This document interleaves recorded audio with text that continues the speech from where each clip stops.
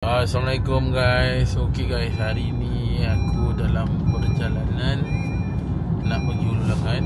Yang mana aktiviti hari ni adalah aktiviti inspection lah. Ini aktiviti inspection. Actually aku dapat listing ni semalam. Yang mana existing klien aku yang pernah beli tanah dengan aku, dan aku jual villa dia last time dekat Langat lebih kurang dalam 7 juta itu last 2 years. Jadi hari ni dia minta untuk jual satu tanah dia dekat Langat. Yang mana tanah ni aku dah semak. Memang nice. Sebab apa nice? Sebab tanah ni depan tu memang sungai. Sungai orang mandi-mandi kan. Tanah ni, sungai tu tak termasuk dalam tanah lah, ada reserve lah. Cuma bila mana tanah kau betul-betul depan sungai, kau boleh guna pakai lah reserve tu.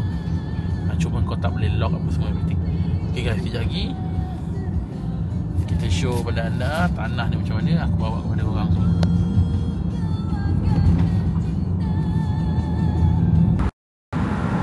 Tahu macam mana dulu.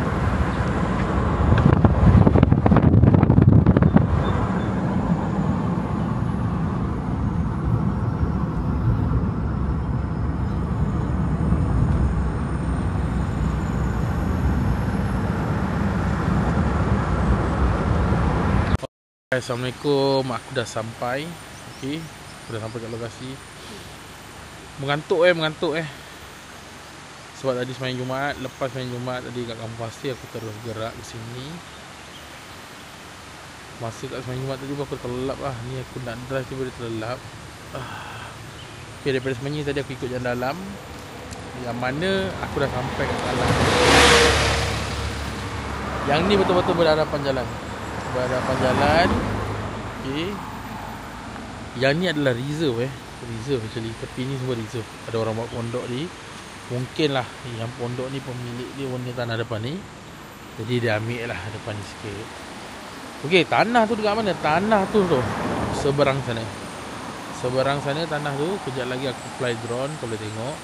Okay, macam mana nak buat tanah ni sebenarnya. Okay, korang boleh buat campsite. Okay, macam lot sebelah tu pun dia ada buat campsite.